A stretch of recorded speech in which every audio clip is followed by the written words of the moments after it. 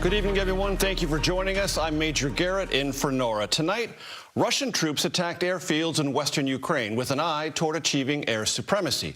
They also poured missiles into an industrial city in the east. A Russian convoy, once stalled outside the capital of Kyiv, has redeployed to nearby towns and forests. Satellite images show artillery has been moved into firing positions. Military analysts fear all this could be a prelude to the encirclement of Kyiv and a punishing siege. The tempo of airstrikes on residential neighborhoods with the inevitable civilian casualties has increased. Among the targets, a kindergarten and apartment complex in eastern Ukraine. 2.5 million refugees have fled Ukraine. Tens of thousands of others remain trapped by artillery and missile blasts. We have a lot of news to get to tonight, starting with CBS's Charlie D'Agata in Kyiv. Charlie, good evening. Good evening, Major. It's clear tonight that Russian forces are edging closer to the capital. Explosions are becoming louder and more frequent, and new satellite images show units deploying closer to the city. And it comes as Russian troops advance across the country. Russia widened its punishing military offensive and extended its reach today, unleashing airstrikes and bombarding new cities like Dnipro for the first time since the invasion began, and closed in on areas already in its grip, like some of the suburbs surrounding the capital where residents fled in terror. The snipers have taken over my house, says Valentina, a school teacher. They're shooting in the direction of my son's house, my only son.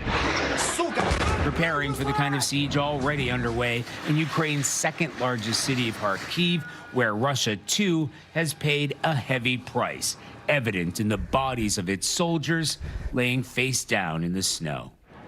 In that horrific airstrike on the maternity hospital in Mariupol and haunting images of a wounded pregnant woman, we have some good news to share. Mariana gave birth today to a baby girl, Veronica.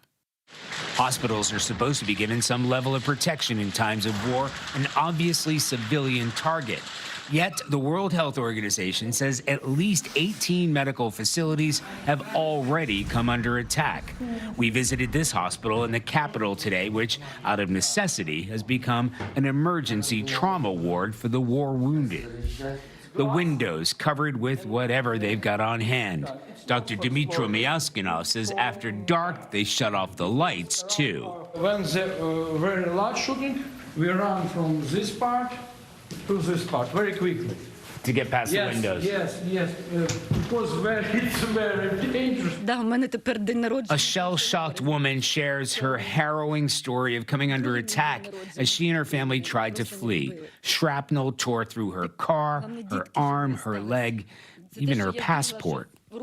On their worst day here, they treated 70 patients. There is no guarantee the hospital itself will be spared if Russian troops invade. You'd never leave? No, I stay in my hospital and work to the finish. To the finish? Yes. In addition to investigating attacks on hospitals, the UN said today they've received credible reports of Russian forces using cluster bombs, and the use of such weapons might amount to war crimes. Major? Charlie D'Agata, thank you.